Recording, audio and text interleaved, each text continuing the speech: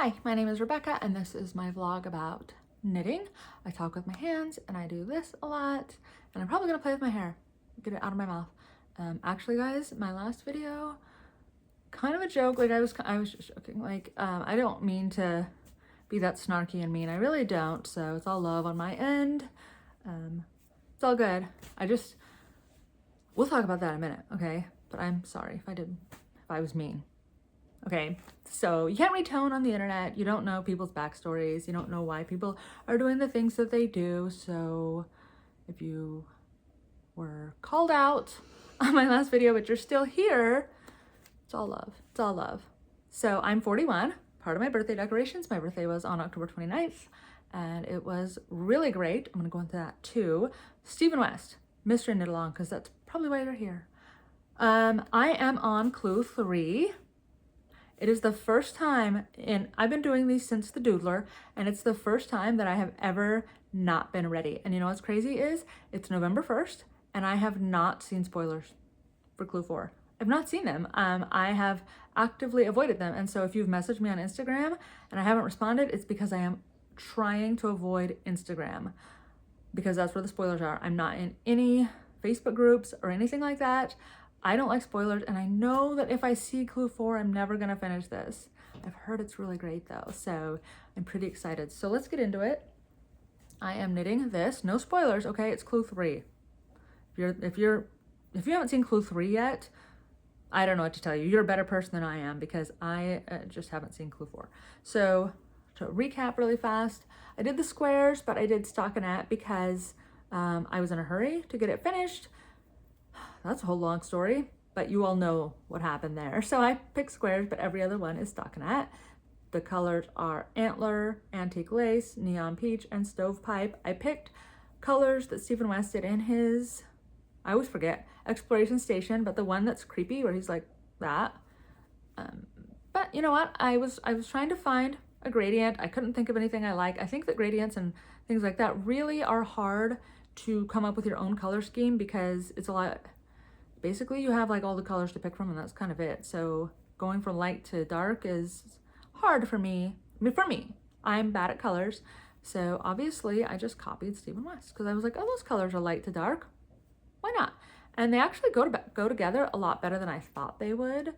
I was really concerned. So here we have clue 2. This angular stripe. I love this. I feel like this goes so well with crochet, like the people who did the crochet granny squares. So happy for you guys. That's so cool. I am not a crocheter. I don't crochet. Not because I don't like it. It's just I'm not very good at it. That's the thing. I am not good at it. I tried to make these granny squares and I was talking about it on here when I was doing it. I want to make this granny square blanket as a replica of one that my great grandmother made. And I made my first 10 granny squares were triangles, even though I'm 100% sure that I followed the pattern correctly. Okay, I'm not good at it, but I also haven't spent a lot of time doing it. So maybe if I actually tried, I could get better. I don't like it because you have to find the stitches. You have to like look for them. It'll be like skip 4 stitches. And I don't like that because with knitting, the next stitch is on your needle. Like you can find it. For the most part, it's right there. And if it says 3 stitches from needle or whatever, you can see easily where it is. With crochet, you kind of have to like find it, and then if you mess up and don't realize, then your whole thing is ruined.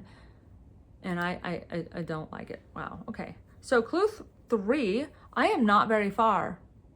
I'm not very far into it. It's awful. I haven't had a lot of time to knit lately. I just haven't had the time to do it. So this is where I'm at on clue 3. That's it. I love the way this looks. I love how it's coming out. I don't love knitting it. I always mess up. I've probably ripped out as much as I've knit because I'm on the wrong side. It's really hard to keep track of what you're doing on this side because both sides are like patterned and you have to pay attention.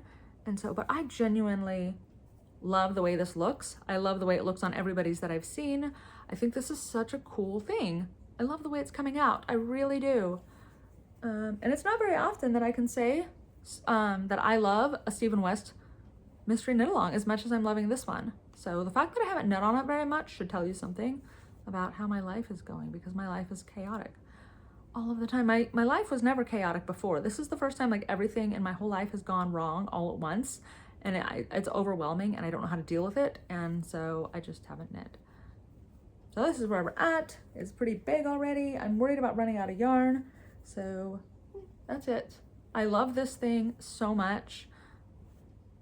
Yeah, so luckily the rows are getting smaller, so that's good. So it's going a little faster, but literally this is how far I am. See?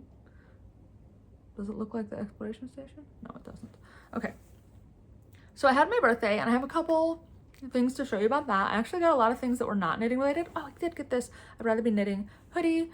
But my boyfriend doesn't like to buy me yarn because I only like to receive solid colors, because the fun yarn is what I like to buy. And then it's hard to buy solid colors in my opinion because they can be boring. So I'm not going to show you every boring thing he got me, boring color he got me. Okay, I mean, that's what you need, right? Like when you're knitting sweaters and shawls and things like that, mostly except for socks, you really want those solid colors. And so yes, they are boring. So imagine a bunch of pinks and cream colors, and that's basically that. But I did bring two that I wanted to show you because these are the most interesting. First is Flamingo, and it really is day glow pink. It is like this color. Flamingo by Hedgehog Fibers in there. I think it's single ply. No, it's sock yarn. Guys, I have 2 other skeins of these in single ply, and it is my favorite color in the whole world. Neon pink is my jam. You wouldn't know, but neon pink is my favorite color, and black. See, decorations. Pink and black. Oh my God. Everything I've ever knit is pink and black. So super fun. Hedgehog Fibers, Flamingo, love. And then I got this other color. I have a Eat Sleep Knit wish list, so it's really easy for him to go on there and just pick out the things. So this is Fathom by Madeline Tosh, and it is Madeline Tosh Lights, Tosh Merino Lights, so the single ply. This is the deepest blue. It's like a neon blue, but like in a deep way. It's like my favorite blue in the whole world. I've never actually knit with it before, but my sister Stephanie used it in an exploration station shawl, and I was in love with it. And so this is my first, oh, look at that. It's linty. My first actually one of these colors, and I just think it's gorgeous. Gorgeous, look at that. It's almost neon. It's so close, but it's like this inky blue color. Fathom, one of my favorite colors ever. And so I wouldn't use these together, but I know some people would. Probably. I'm in love with these. And then I got a lot of like Moondrake merino linen. Favorite. I love that yarn. So I got it in like a pink and a cream. I didn't bring it because I don't know why I didn't bring it. It was a lot of yarn, and I didn't have like a laundry basket or something, so I just wanted to carry my arms because I do have something else that I wanted to show you guys, and I'm so excited about this gift. It is like the best gift in the whole world. Yes, it was on my Amazon wish list, and it's really funny because he did a lot of shopping off my Amazon wish list, and so every time I open a present, I was like, yay, I love this. And it's like, of course I do. I picked it out for myself, but that's okay. That's okay. Oh my gosh, you know what I didn't ask for? A towel warmer. Like it's this like container, like a circular plastic jug like looking thing, and it plugs into the wall, and you throw your towel in there before you take a shower, and it warms up your towel so that you have a warm towel when you get out of the shower. Obviously that's what it's for, but it's not like one of those racks. It's like a container. You see, you know, okay. I'm so excited about it. I actually haven't used it yet, but it's gonna be fantastic. I just know it is, and I think this is the greatest thing in the world. I think it was a little self-serving because he gets to use it too. I told him he can't, because I was like, well, this is, you know, a little self-serving. He's like, no, it's not. No, it's not. It is, but that's okay because now we have a towel warmer, and that is like the height of luxury to me, I guess. Who has a towel warmer? I think it's so cool. Oh, so birthday gift. Guys, this is the coolest thing I've ever seen in my whole life. Maybe you all know about it. I actually did post it on Instagram, and people were like, I have one already. But I don't know anything. I'm like, I live under a rock. So I love Uggs. I will always love Uggs. I don't care if that makes me an elder millennial or out of style or whatever. I love Uggs. I will wear them until I die in the wintertime because I think they're so cute, and I will never get over skinny jeans and Uggs. It's never gonna happen for me. I'm gonna wear them all the time. Okay, but look at this. Y'all, clear Uggs. Guess what? I can make my hand knit socks and put them in here. So even when it's winter time and I am cold and it is freezing, I still have, oh my gosh, that looks like a Goodwill tag. I was like, oh my God, no. Obviously he didn't get them at the Goodwill. I understand that, but I didn't want people to think that he did. Although they're brand new, I wouldn't even care if he did. But yeah, that says UGG. Okay. I love the Goodwill. I'm just throwing that out there. But honestly, if you got these at the Goodwill, they would probably cost just the same. And that's a whole other story. So plastic Uggs, clear plastic for my hand knit socks. Got them on Amazon. And I know that because, you know, you can tell. It was on my wish list. Isn't this so great? I'm gonna wear these like forever. Even in summer. I think they're so fun. I actually got those clear Converse. Do you guys remember when everybody had those for the hand knit socks? And then I got them in a too small size and then they never fit me. And so they're sitting in my closet and I think the plastic is actually yellowed in there even though they've never been exposed to lights. So that's kind of a bummer. Oh, it's gonna fall, hold on. All right, just give me a second. I don't know how to edit, so sorry. But my medication that I'm on gives me dry mouth, so I always have a drink with me. Okay, that's all I have for knitting content. Now I'm gonna go into my personal life and share it with the whole internet. I mentioned it last time. So what had happened was that I have a little girl and she's 7 and she's so cute and she's so sweet. And she has a condition called selective mutism. And that is an anxiety condition where you can't speak in anxious situations. She is, for the most part, nonverbal at school. She will speak in a whisper to like 3 people, like 2 teachers and like 1 other student. She'll whisper to them, but she's not exactly the kind of person that's gonna say anything. She will point. She's fully cognitive. She is so smart. She reads at like a 5th grade level. She does math at like a 4th grade level. She's so smart. And at home, she just talks. Okay, we have a verb for it. We call it mollying. Her name is Molly, and we call it mollying. I'll text my boyfriend and be like, come take a turn. She's mollying me.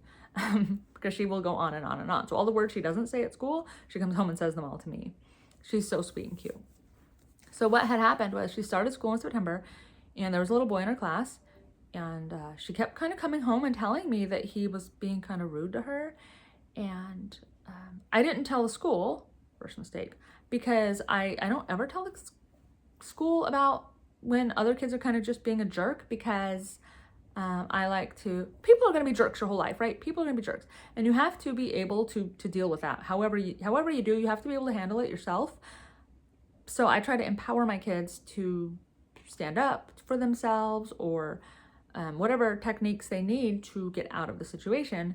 And she has selective mutism. That's why I'm bringing this up, because she really couldn't stand up for herself in this situation, but I was trying to get her help. And she does whisper to like a teacher. So I was like, you can tell the teacher, you can walk away, you can, I mean, you know, I'm trying to work with her as far as how she could handle this with selective mutism. And so this boy has been a jerk actually for a while. And I was on the verge of like literally telling the teacher, like, this kid is a jerk, okay? Make him stop. I don't know.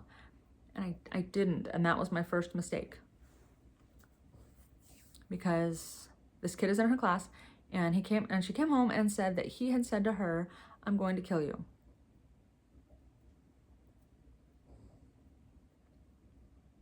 And remember, he's been bullying her for a while. So I emailed the teacher and I was like, I was acting in good faith that, I don't know, this kid just didn't know what he was talking about. I don't know. And I said, can you just tell the kid not to say that? Because I was thinking, well, kids say stupid things. I don't want the kid expelled or anything. I just need him to not say those kinds of things. So I told the teacher, and she's like, oh yeah, I'll take care of it. And she sent him to the school counselor.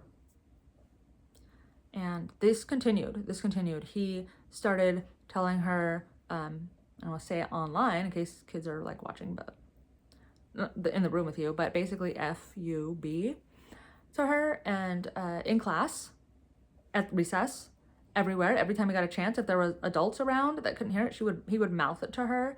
And then he said, I'm gonna kill you, like again. He's mad because he had a crush on her and she did not return those feelings. And she had the audacity to have a friend that was male in front of him that he saw. And he actually ended up strangling that kid over it. This kid he has a lot of behavioral problems that the school was aware of that I was not, okay? I didn't know that this was oh my God, my hair keeps getting in my mouth. I didn't know he was an absolute terror when I said, please just talk to him. Okay, I didn't know that. I didn't know that he had a lot of problems. These kids are 8, by the way. So I reported this to the teacher again and said, here's what this kid is doing to my daughter. Can you please make this stop? And she's like, oh yeah, cool. Like, I'll report it to the principal. This is, you know, we're going to do this. We're going to take care of it. Okay. So it kind of continued, and I kept thinking that the school was doing something about it. Also a mistake, because my kids have been going there since 2015. My youngest child that went there is now a senior. My oldest child that went there is now a senior in high school. And so we've been at the school for a really long time, and we've never had a problem. And I thought, okay, they're taking care of it. So then she comes home, and I was at the bus line in the afternoon to go home, and he went like that to her. And she actually said, I'm going to report you, which is a big deal because she doesn't speak, but I guess she's tired of it too. And he said to her, you're dead if you do. Okay. So then I emailed the teacher and I was like, this is what happened. You guys need to do something about it. This can't happen anymore. Like, this kid is being so horrible to my child, not figure it out. Then I was like, you know what? I'm not getting anywhere with the teacher. So I emailed the principal the same thing, basically, like, figure this out. And that was Friday morning that I texted her or, emailed her. And then Friday afternoon, she called me, principal called me and was like, hey, let's have a meeting about this for a safety plan. And on Tuesday morning, so it was Friday afternoon, Tuesday morning, that gave me Friday evening, Saturday, Sunday, and Monday, and not even Tuesday morning. So 3.5 days to figure this out. So Molly came home and I asked her if he was mean to her again, and she said something had happened. Yeah. Oh, my older daughter, who's 9, went up to this kid and said, stop being mean to my sister, leave my sister alone. And the kid was like, what did he say? He's like, oh, this is what I want to do to Molly. Okay.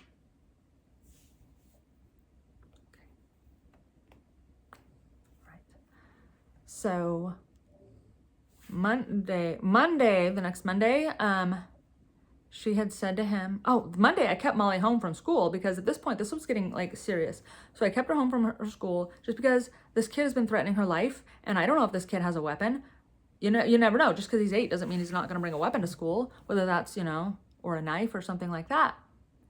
So my older daughter said to him, Molly's absent because of you. And he said, good. I hope that it's because her face is broken and she's in heaven.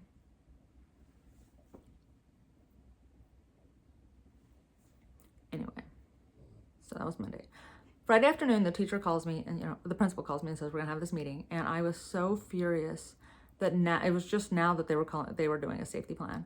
Like, why didn't you have a safety plan when he threatened to kill her? Like, what is happening? So I did not knit, I did not eat, I did not sleep. And for the next 2.5 days, 3.5 days, all I did was research policy and bullying and district policies and school policies and laws and everything like that. Everything I could think. I read stories about people who'd been in these kinds of situations and what the staff had said and what safety plans are and all, everything. 2.5 days, I researched this. And my boyfriend was like, you need to take a break. And I'm like, no, I am going to go to that meeting prepared. I had printouts and highlighting everything. I highlighted every single rule that they had broken in their own policy because they were supposed to do so much more about this. Like, when a kid does a death threat, you actually aren't supposed to just take have the parent tell you, oh, it's okay. You're actually supposed to report that. And she did not do that because she knows the kid and I don't, right? This isn't just some random kid. This is a kid with a serious problem. She's supposed to report that and she didn't. So I went to the meeting on Monday morning and I was so nervous because I was about to confront these people with all of this information. And so I go into this meeting and I was so nervous. I was shaking. I don't stand up for myself. I've never stood up for myself a day in my life, ever. I don't return things. I don't fight with cashiers.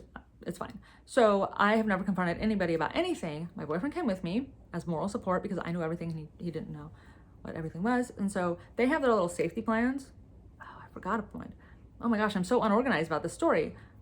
Monday afternoon before the meeting, I actually wrote a letter to the superintendent and I was like, I don't trust that the school is going to take care of all of this. So when I show up in your office later, this is a primer on why I'm there. Like, holy. So Tuesday morning, the principal was there and the superintendent had sent a representative. And I was like, this is great. This is great. I will 100% talk to the district about this. So I get there and my little envelope and I put out all my papers, like organized in front of me, and that they just had their safety plans. And they looked at this pile and they were like, okay, so let's go over the safety plan. And I was like, first I have questions for you. And so I went through their policies. I went through their, the laws. I went through everything, every single thing. And it took me about an hour and a half for like 3 bullying incidents. That's all I had. But I had so much content. I wasn't even rambling. I wasn't going over stuff. I had a whole plan about what I was going to say and what questions I was going to ask. They did not expect that at all because they had not prepared for those questions. Because my first question was, why wasn't the death threat reported? And the principal said, well, it was. I found out about it. And I said, why didn't you do anything about it? Why didn't you file the report you're supposed to file? And she goes, I swear to God, this is true, guys. I swear to God, this is true. She goes, I didn't think that it was targeted because he bullies everybody. He says those kinds of things to everybody. Oh, he does it to everybody. Well, I guess that's fine then. And I said, I'm going to kill you is pretty targeted. I know that I would feel targeted if somebody said that to me. That's what I said to her, literally. Like, well, how can you think that that's not targeted because he does it to everyone? Maybe you have a problem on your hands.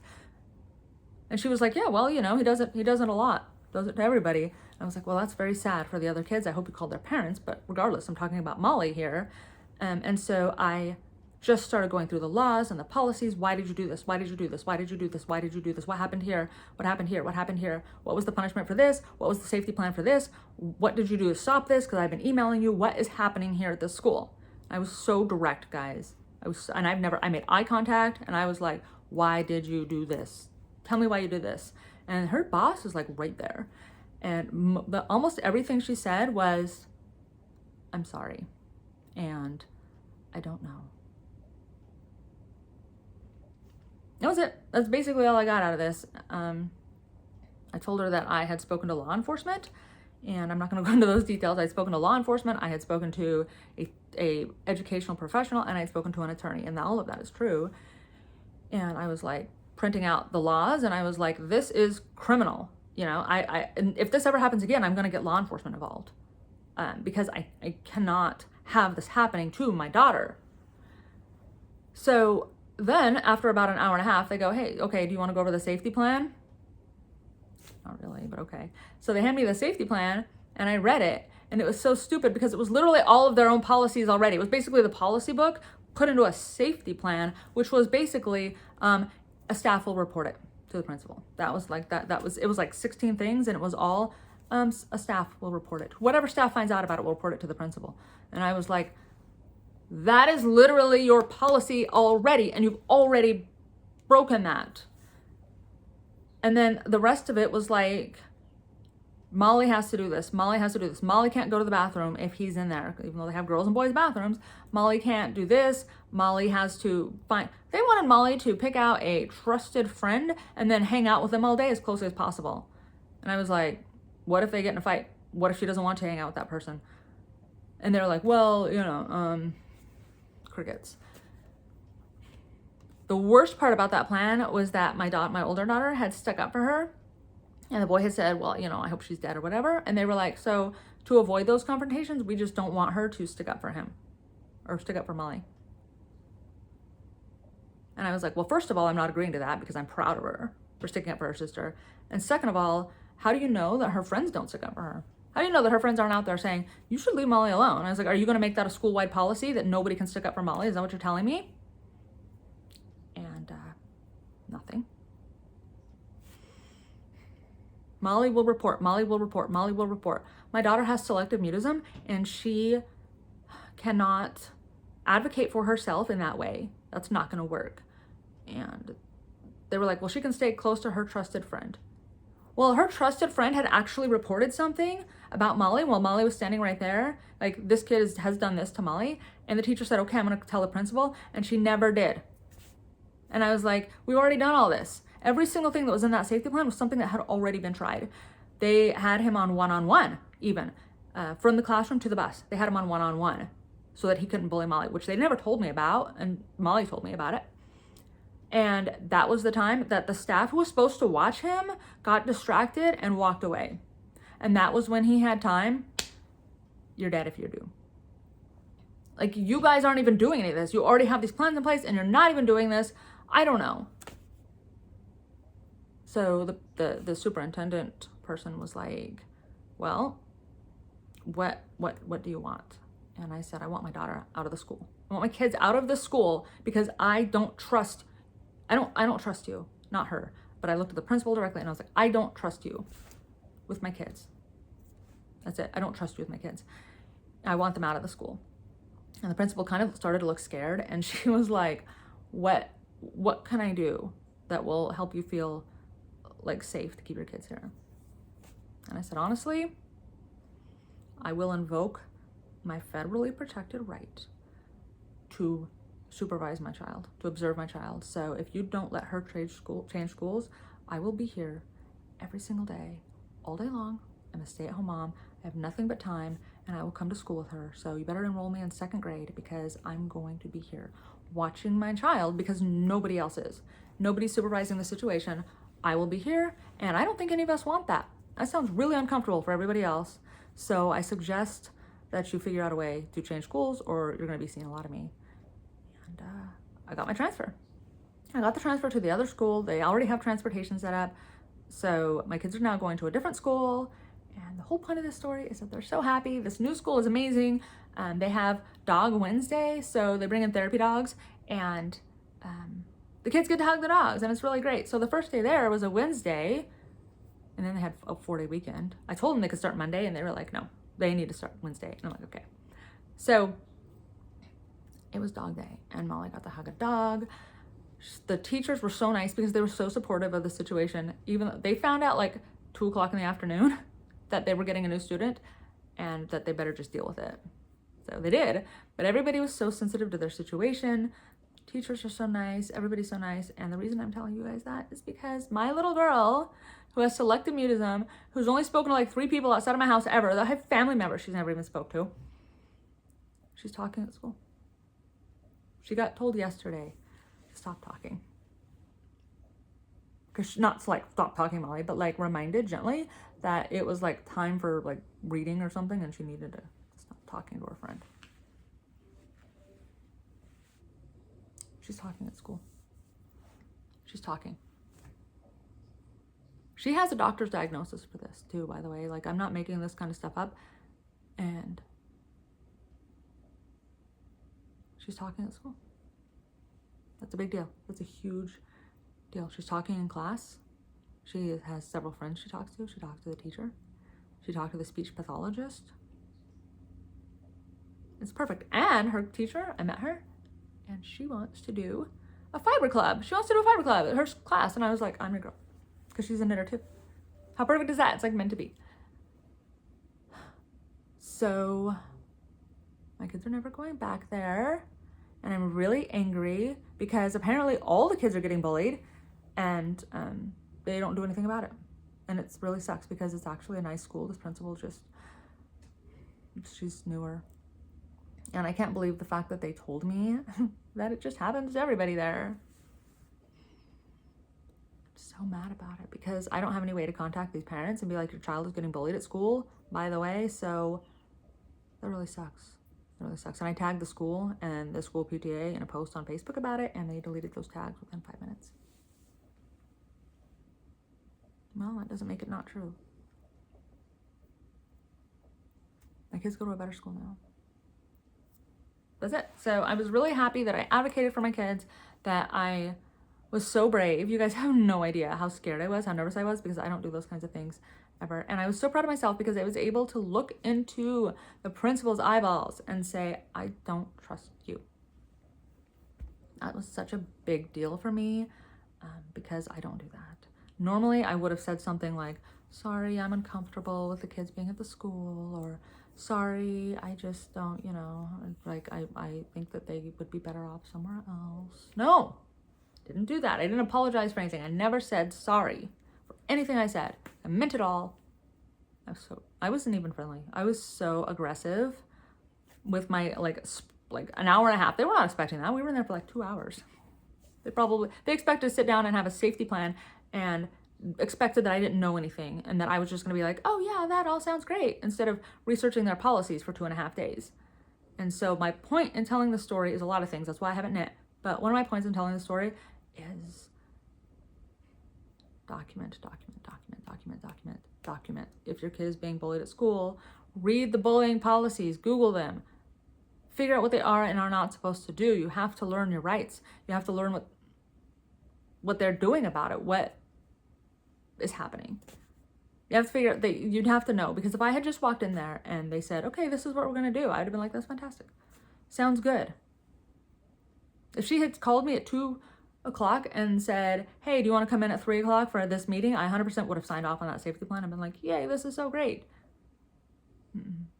No, give yourself a couple days, research everything, report everything, have all of that on paper when you go in, and lay it all out there in front of them about every way in which they have failed. And I was so worried that they were going to be like, you misunderstood, dummy. Like, you don't know how any of this works. And I would have been so embarrassed. I would have been so humiliated.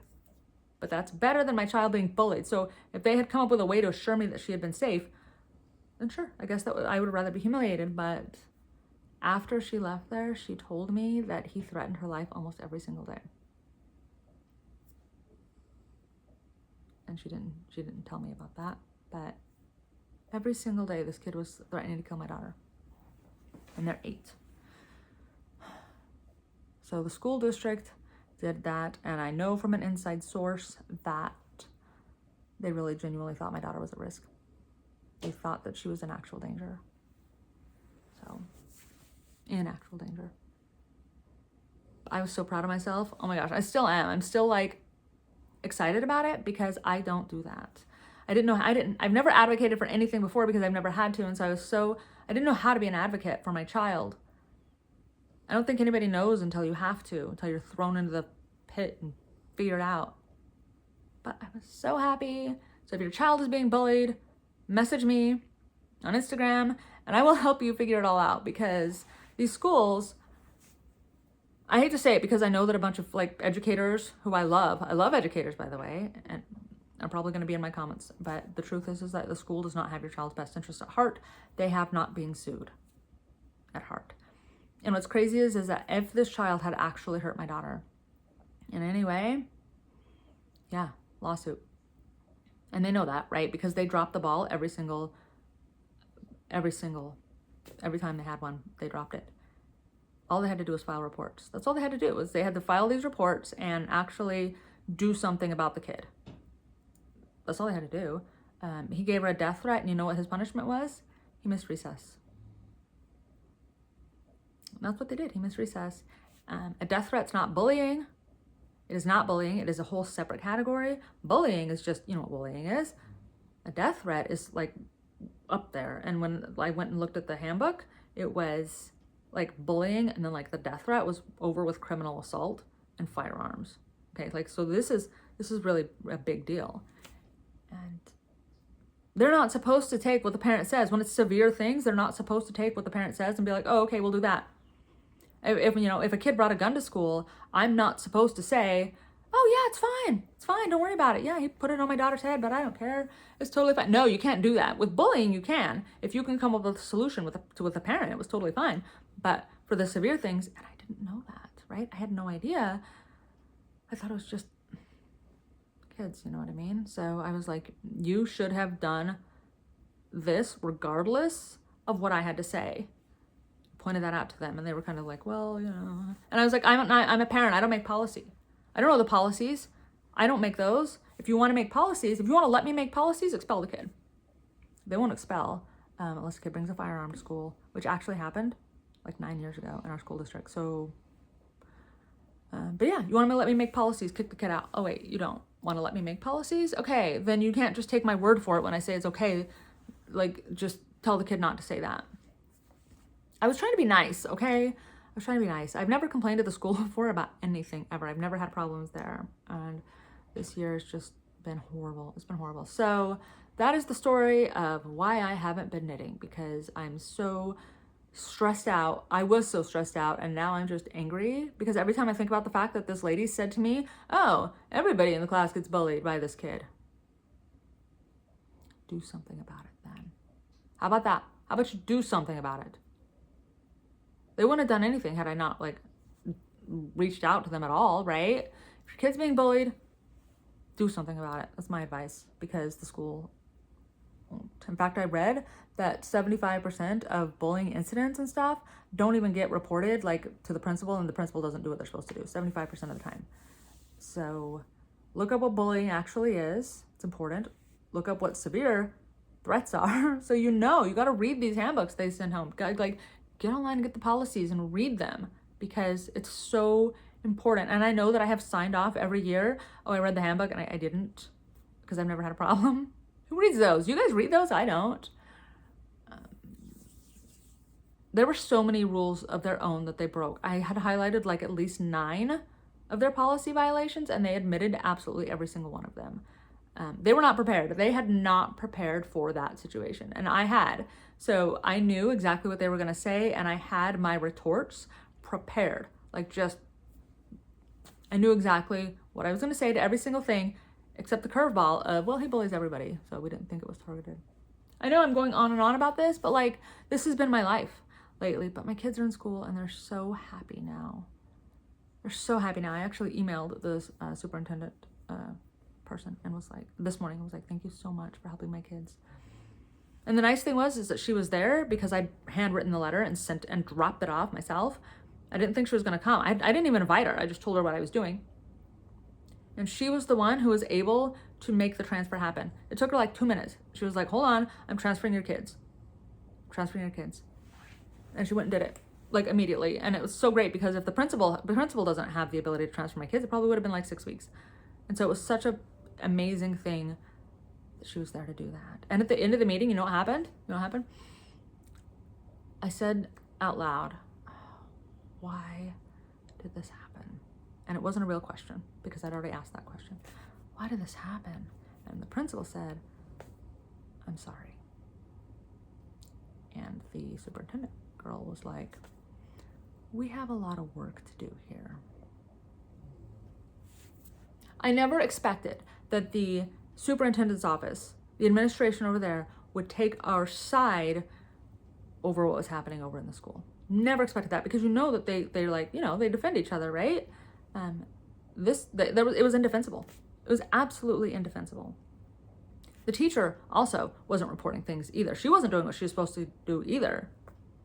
So conferences were the next day for my kids, and I was like, can I still go to my kids' conferences? And they were like, yeah, sure.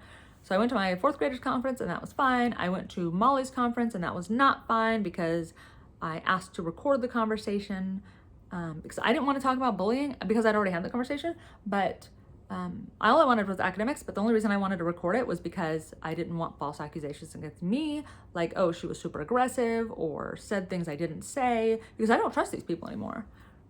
And they said no to the recording. Oh, actually, the teacher said yes, and I was like doing everything right by the law, because I'd looked that up. I'm not going to get in trouble. So she said yes, and then she goes, can I invite the principal? And I said, absolutely, you invite anybody you want. Bring as many people as you want in this room. That's totally fine with me. I have it on recording that I said that, because she had said I could. Comes back, the principal's like, she doesn't feel comfortable with that. It's not a truth serum. Just say what you were already going to say. I'm sure that you had a plan for if I brought it up, right? Just say that. Principal's right there. You could say something like, you know what, I don't really feel comfortable discussing that right now. Oh, I can't comment on an ongoing investigation. Or have the principal be like, that's not what we're here to talk about. I wasn't even going to bring it up, guys. All I wanted to know was her academics. And I was like, okay, well, then I will take her things and I will be out of here. And I took her things and left, because They wouldn't let me record the conversation. And they could have recorded it on their end too. I don't care. All I wanted to know was her academic progress and her social progress outside of the bullying, like with her friends. And they were like, no. And then actually I took them to the new school and the teachers were like, really? They wouldn't let you record it? Like you need to talk to the superintendent about that. Like you need to let them know that they would not let you record the conversation. Because I thought it was a little ridiculous that they wouldn't let me record, because I know you're allowed to if you ask permission, if you get their consent. So you have to turn it on and say, I'm going to record this. You like, can I record this? And then if they say no, you have to turn it off. You have to get yourself recorded. Anyway, it doesn't matter. They said no. Stupid. All I wanted to talk about was her academics and not be accused of stuff. And I don't think that's unreasonable, but I talked to a teacher about it and she was like, well, sometimes high school students will record their teachers in class and then take it out of context. Like post things and take them out of context. Okay, well, I'm not recording anything illegally. I'm not posting it on Instagram. Anyway, I'm not about to say it doesn't matter, but okay, I've talked about that for 20 minutes. If you're still here, you're amazing. Follow me on Instagram. I follow back. I want knitting friends. I don't sell anything. I don't want followers just for the sake of having followers. I want knitting friends. And if you're still here, you're absolutely my knitting friends. So make an Instagram account if you don't have one and follow me so that we can talk about knitting. And maybe for kids getting bullied, we can talk about that too. I don't know a whole lot about much, but I know about knitting and about your kid getting bullied. So talk to me about that. That's totally fine. Yeah, so add me on Instagram. I'll add you back. If you're crafty, I actually do get a lot of requests from middle-aged men who are super hot doctors that want sugar babies. And so far no dice, but I'm waiting for the guy that will buy me all the yarn. You know, maybe one day. Okay, I'm gonna end this. You guys are great. If you're this far, I love you. You're my favorite person. And I will talk to you guys again, and hopefully it'll be a lot shorter the next time. So, all right, bye.